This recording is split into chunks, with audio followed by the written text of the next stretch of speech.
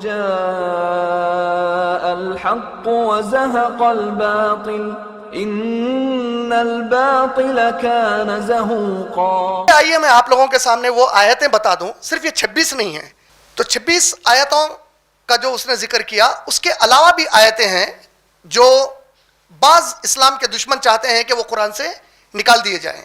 मेरी ख्वाहिश है कि आप लोग घर में जाकर एक बार उसको देखिए, उलेमा से रुजू होकर उनके बारे में समझने की कोशिश कीजिए, ताकि कल आपके सामने उन आयतों को कोई बताए तो आप कुरान की दिफा करने वाले बन जाएं, आप अल्लाह के सिपाही, मोहम्मद सल्लल्लाहु अलैहि वसल्लम के लाए हुए कुरान के सिपाही बन जाएं इंशाअल्लाह। सूरह बकरा सूरह नंबर 2 आयत नंबर 190, सूरह बकरा सूरह नंबर 2 आयत नंबर 191, सूरह बकरा सूरह नंबर 2 आयत नंबर 192, सूरह बकरा सूरह नंबर 2 आयत नंबर 193, सूरह निसा सूरह नंबर 4 आयत नंबर 56, सूरह निसा सूरह नंबर 4 आयत नंबर 75, 75, 56 सूरह निसा की सूरह नंबर 4 आयत नंबर 56, सूरह बकरा के जो बोला था इंग्लिश में जिसको उर्दू समझ में नहीं आती, सूरह बकरा सूरह नंबर 2 आयत नंबर 190, सूरह बकरा सूरह नंबर 2 आयत नंबर 191, 192, 193, सूरह निसा सूरह नंबर 4 आयत नंबर 56 आयत नंबर 56, सूरह निसा सूरह नंबर 4 आयत नंबर 75, सूरह निसा सूरह नंबर 4 आयत नंबर 89, सूरह निसा सूरह नंबर 4 आयत नंबर 101, सूरह निसा सूरह नंबर 4 आयत नंबर 139, सूरह निसा सूरह नंबर 4 आयत नंबर 144, सूरह माइदा सूरह नंबर 5 आयत नंबर 14, सूरह माइदा सूरह नंबर 5 आयत नंबर 51, सूरह माइदा सूरह नंबर 5 आयत नंबर 57, सूरह अनफाल सूरह नंबर 8 आयत नंबर 60, सूरह अनफाल सूरह नंबर 8 आयत नंबर 65, 65,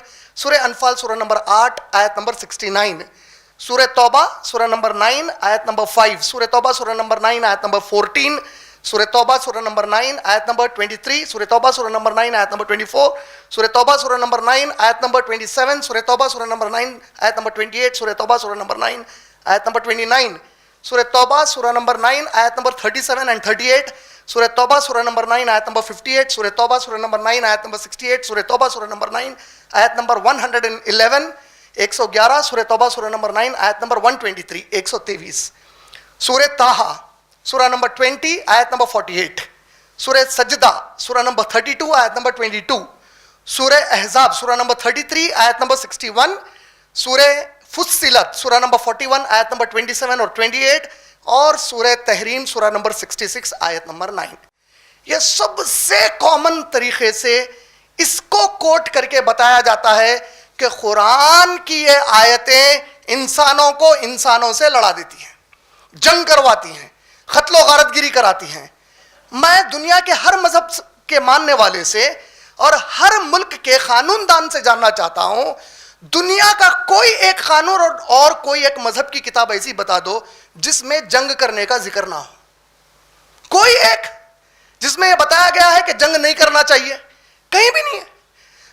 देखिए, छोटे मोटे मजाहिब की बात नहीं कर रहा हूं मैं, अकाबिर जो मजाहिब है, हमारी जो पूरी जो वर्ल्ड की पॉपुलेशन है उसका एक 90 से 95% हिस्सा जो मजहब के मानने वाले लोग कवर करते हैं, उनमें कौन से मजाहिब आ गए देखो आप, उसमें क्रिश्चियनिटी, इस्लाम, उसके अंदर हिंदुइज्म, उसके अंदर आपको सिखिज्म आ जाएगा, जूडाइज्म आ जाएगा। ये जो बड़े अकाबिर मजाहिब हैं, इनकी जो किताबें हैं, हर किताब में जंग का ऐलान है।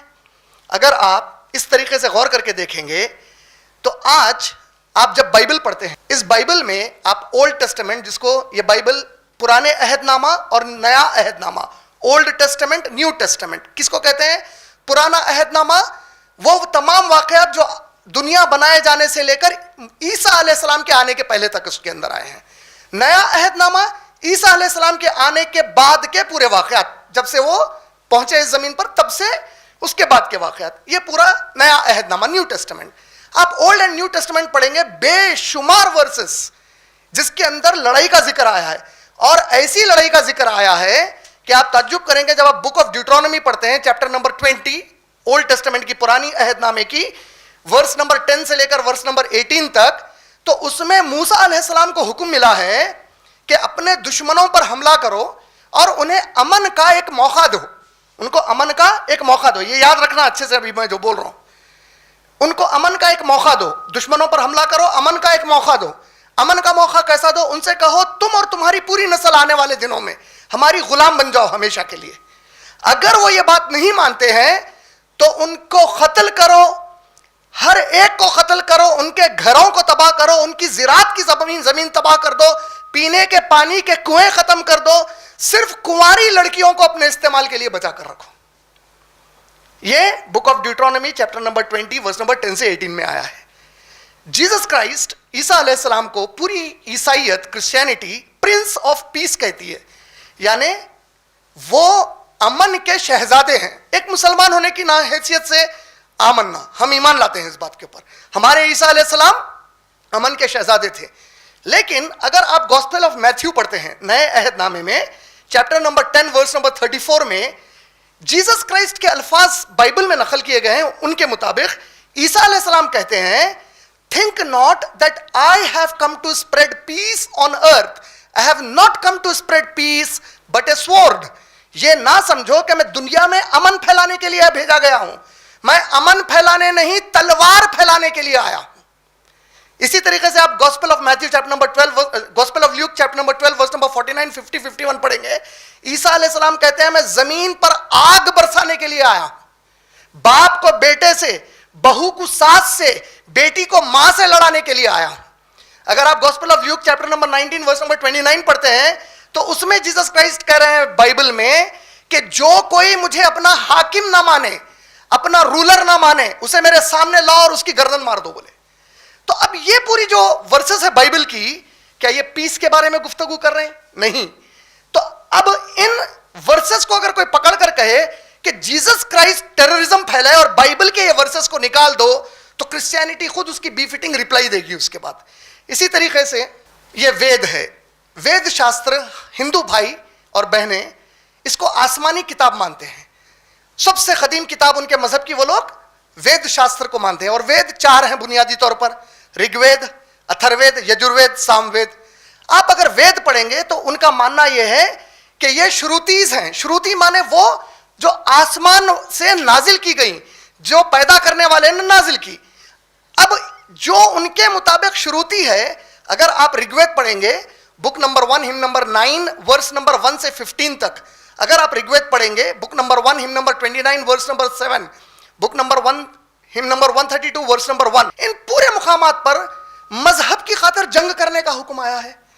आप अगर अथर्ववेद पढ़ेंगे तो अथर्ववेद में book number 4 hymn number 36 verse number 1, Atharvaveda book number 4 hymn number 36 verse number 2, Atharvaveda book number 4 hymn number 36 verse number 4, Atharvaveda book number 7 hymn number 93 verse number 1। इन पूरे मुकामात पर जो गैर मजहबी लोग हैं, जो गुनहगार हैं, जो मुजरिम हैं, इनसे लड़ने का जिक्र आया है। इसी तरीके से अगर आप यजुर्वेद पढ़ेंगे तो यजुर्वेद में book number 13 verse number 12, book number 13 verse number 13 में आया है इस किताब में जो मेरे हाथ में है, अपने दुश्मनों को तबाह और ताराज कर दो, उनको मुकम्मल कत्ल कर दो और उनको जिंदा जला दो। ये इसमें तालीम आई है। महाभारत एक बहुत बड़ा एपिसोड इंडिया में हुआ। महाभारत जिस वक्त हुआ, यह तो ईसा अलैहिस्सलाम की भी पैदाइश के पहले का वाकया है। महाभारत में भगवत गीता सबसे अहम हिस्सा है। महाभारत का चैप्टर नंबर, बाब नंबर 25 से लेकर चैप्टर नंबर 42 तक, यह पूरे इतने पोर्शन को भगवत गीता कहा जाता है। अभी हाल ही में नरेंद्र मोदी जी ने ई भगवत गीता का इनॉग्रेशन किया और उन्होंने अपने इस इनॉग्रेशन में कहा कि सारी दुनिया में अगर हर प्रॉब्लम का सॉल्यूशन चाहिए तो हम सबको भगवत गीता पढ़ना चाहिए और उस पर अमल भी करना चाहिए। उन्होंने भगवत गीता के प्रमोशन में काफी सारी भगवत गीता के बारे में बातें बताई। भगवत गीता में लगभग 700 श्लोकास हैं। 700 श्लोकास का मतलब 700 वर्सेस हैं। इनमें इतनी ज्यादा वर्सेस, श्लोकास जंग के बारे में है कि अगर उनको काउंट किया जाए और कुरान की आयतों को काउंट किया जाए तो भगवत गीता के जंग के वर्सेस कुरान की जिहाद और क़िताल की आयतों से ज्यादा निकलेंगे। और अगर आप भगवत गीता खास तौर पर चैप्टर नंबर 2 वर्स नंबर 31 से वर्स नंबर 37 पढ़ेंगे तो कृष्ण जी तालीम दे रहे हैं अर्जुन को और कह रहे हैं कि ऐ अर्जुन, दुनिया में मजहब के लिए जंग करने से अच्छा कोई काम ही नहीं है। कृष्ण जी अर्जुन को बोल रहे हैं दुनिया में अगर सबसे अच्छा कोई काम है वो है मजहब के लिए जंग करना। और वो साथ में बोल रहे हैं कि क्षत्रिय जो लोग होते हैं, अर्जुन तुम क्षत्रिय हो, आप तो जानते हैं कि Rigveda book number 10 hymn number 92 verse number 12 90 verse number 12 के हिसाब से 4 कास्ट है हिंदुइज्म में, ब्राह्मण, वैश्य, क्षत्रिय, वैश्य और शूद्र। जो सेकंड है क्षत्रिय, क्षत्रिय लड़ाकू कौम, अक्सर राजपूत क्षत्रिय बोलते अपने आप को। तो वो इस वर्ष में कह रहे हैं, Bhagavad Gita chapter number 2 verse number 31 से 37 पढ़ेंगे, क्षत्रिय जो लोग हैं बड़े खुशनसीब लोग हैं, इनको बार बार मजहब के लिए जंग करने का मौका मिलता है। तो खूब मजे से जंग करो, माल जो बच जाए तो ये तुम्हारा है, तुम उसके गाजी हो, और अगर मजहब के लिए मार दिए गए तो तुम शहीद हो और जन्नत में चले जाओगे। ये तो कुरान के नाजिल होने से कई हजार साल पहले की किताब है। और आप अगर कभी गौर किए हैं, जितने भगवत गीता छपते हैं मैक्सिमम उसके फ्रंट पेज पर जंग को उभारती हुई तस्वीर आती है, मैदान जंग की तस्वीर आती है। तो इससे पता क्या चला कि हर बार जंग की तालीम बुरी होना जरूरी नहीं है। और मैं चाहता हूं कि मेरे हिंदू भाई बहन हिंदुस्तान के, मैं उनसे रिक्वेस्ट करता हूं, आप लोग भगवत गीता पे जल्द से जल्द अमल करें, फॉलो करें भगवत गीता को। अब जानते हैं क्यों? जिस वक्त भगवत गीता की जंग हुई, वो जंग किसी मुसलमान से, क्रिश्चियन से या ज्यू से नहीं हुई, वो जंग हुई खुद के खानदान के अंदर के बुरे लोगों से।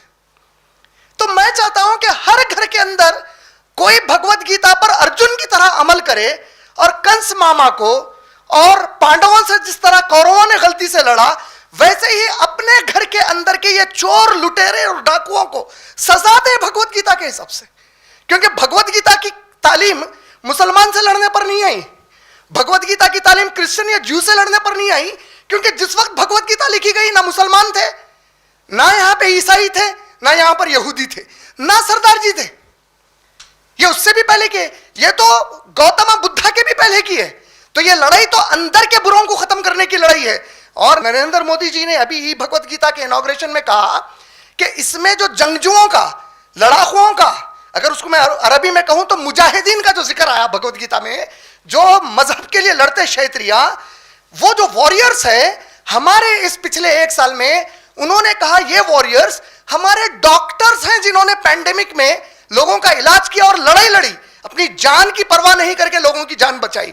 कुरान भी ऐसे ही तालीम देता है कि जो अल्लाह के रास्ते में इंसाफ पर ठहरकर अमन फैलाने के लिए जिहाद करेगा, वही वॉरियर है। वो जिहाद या तो मैदान में होगा, या मैं जो आप लोगों के सामने अब अच्छाई बताने और बुराई से रुकाने का काम करने के लिए दावती काम मैं कर रहा हूं, या हमारे अकाबिर उलेमा कर रहे हैं माशाल्लाह। ये सब कुछ वही वॉरियर्स है जिसका जिक्र भगवत गीता में आया है।